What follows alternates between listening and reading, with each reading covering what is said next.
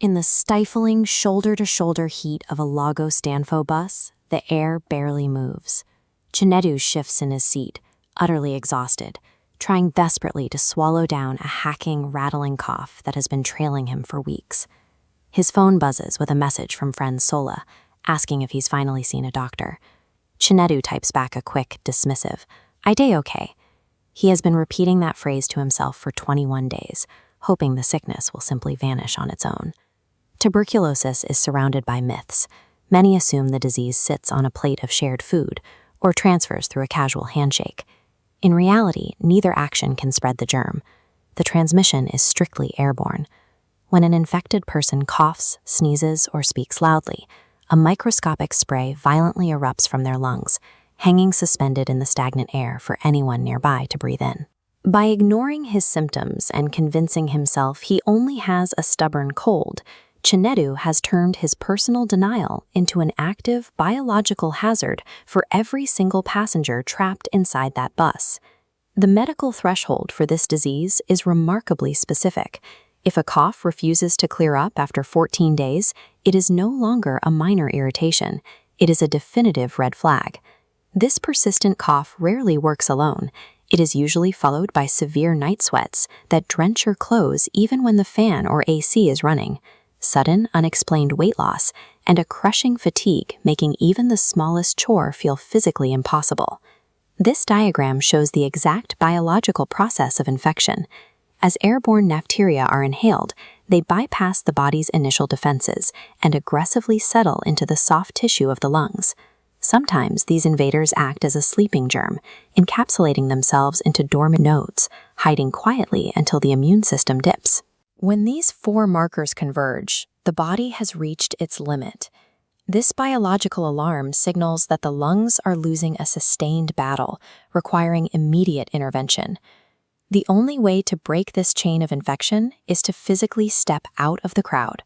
For Chinedu, that means getting off the Danfo, abandoning the excuses, and walking directly into a clinic.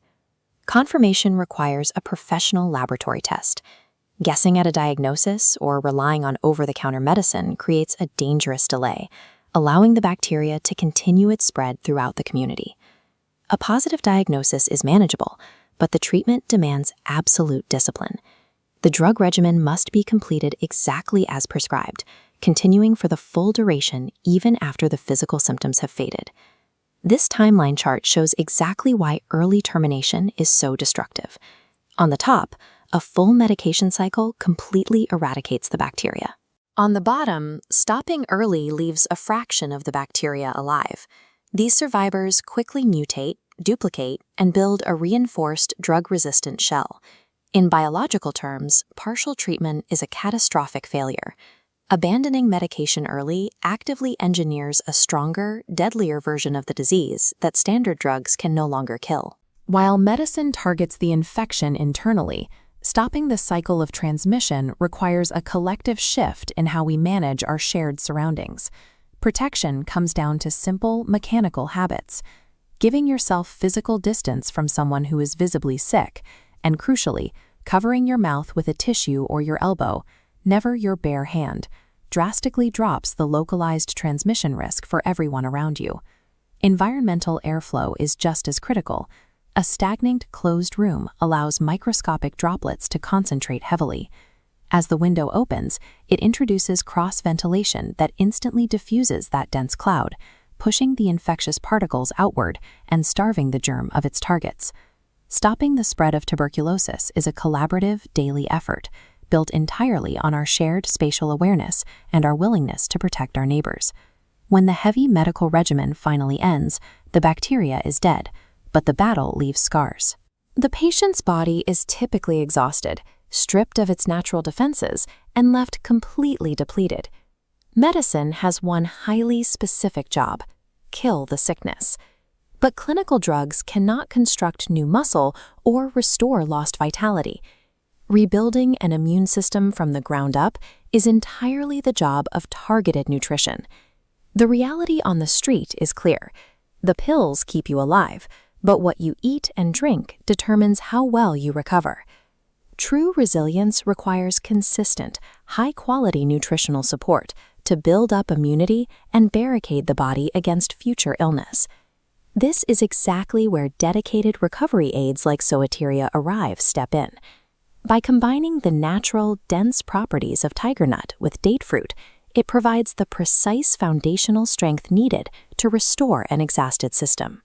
For those requiring an even deeper physical rebuild, Zoeteria Ultima integrates cocoa powder, offering specific performance-boosting elements as part of a holistic, daily recovery regimen. Clinical intervention is strictly half the battle. Without aggressively reinforcing the body through high-quality nutrition, a recovering patient remains a compromised fortress, severely vulnerable to the next passing threat. Look back at the exhausted, drenched man trapped on the Danfo bus. Now contrast him with a patient who has completed his medication and committed to his nutrition, navigating a vibrant, loud Lagos street with total energy and a restored physical glow. This entire line of beverages represents a collective arsenal of recovery. Whether you choose Ascend, Delight, Essence, or Magnifica, building everyday health is a dynamic, continuous lifestyle choice that protects your longevity. A cough that persists for 2 weeks is a medical emergency hiding in plain sight. It is time to stop waiting for it to pass and get tested. Catching the bacteria early saves lives, and backing up that treatment with consistent, dedicated nutritional care ensures those lives are built on a foundation of health. Acknowledging the 14-day red flag is the first step. Committing to the full medical cure and reinforcing your body's internal defenses is the ultimate act of reclaiming your own life and protecting the future of everyone around you.